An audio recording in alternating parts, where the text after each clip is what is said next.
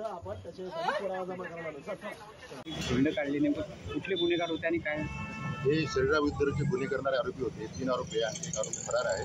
त्या संबंधित आरोपींना घटनास्थळी घटनेचा सीन रिक्रिएशन करता कायदेशीर प्रक्रिया म्हणून देण्यात आले होते. त्याच्यामुळे घटनास्थळाची माहिती घेण्यात आली आणि घटना कशी आणि कोणत्या प्रकारे त्यांनी केलेली आहे. आता isakal.com आहे देशातील नंबर 1 ची मराठी न्यूज वेबसाईट. प्रत्येक अपडेटसाठी isakal.com ला नक्की भेट द्या.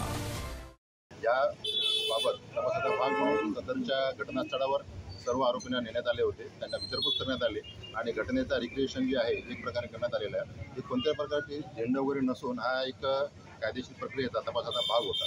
त्याचप्रमाणे अशा प्रकारचं गुन्हेगारी कृत्य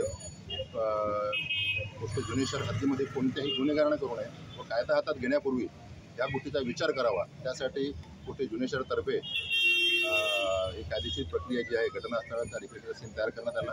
आपल्या चॅनलच्या माध्यमातून सर्व जनतेला आवाहन करतोय की कोणत्याही प्रकारचा कायदा सुव्यवस्था निर्माण झाल्यास तात्काळ पोलिसांनी संपर्क साधावा. धन्यवाद. यही नहीं, जो भी करेगा झगड़े उसको ऐसे ही जहाँ किए वहाँ लेके जाएंगे. जिसने भी झगड़े किए जहाँ पर भी किए, गलत कोई ये करेगा तो उसको वहीं पे जहाँ पे उसने झगड़े किए वहाँ जाके उसको दिखाना पड़ेगा कि हमने यहाँ झगड़े किए. कोई भी हाथ में कानून लेगा नहीं, कानून हाथ में लेगा तो उसके कानून के हिसाब से कड़क से कड़क सख्त कार्रवाई होगी. ये सब लोग ध्यान में रखो, तुम भी लोग ध्यान में रखो. इसके बाद में बिल्कुल कोई भी गलती कानून हाथ में लेने का, ठीक है ना.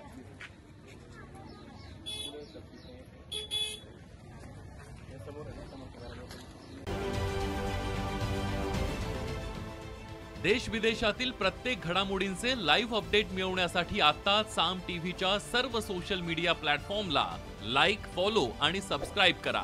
तसंच सर्व नोटिफिकेशनसाठी बेल आयकॉन प्रेस करायला विसरू नका.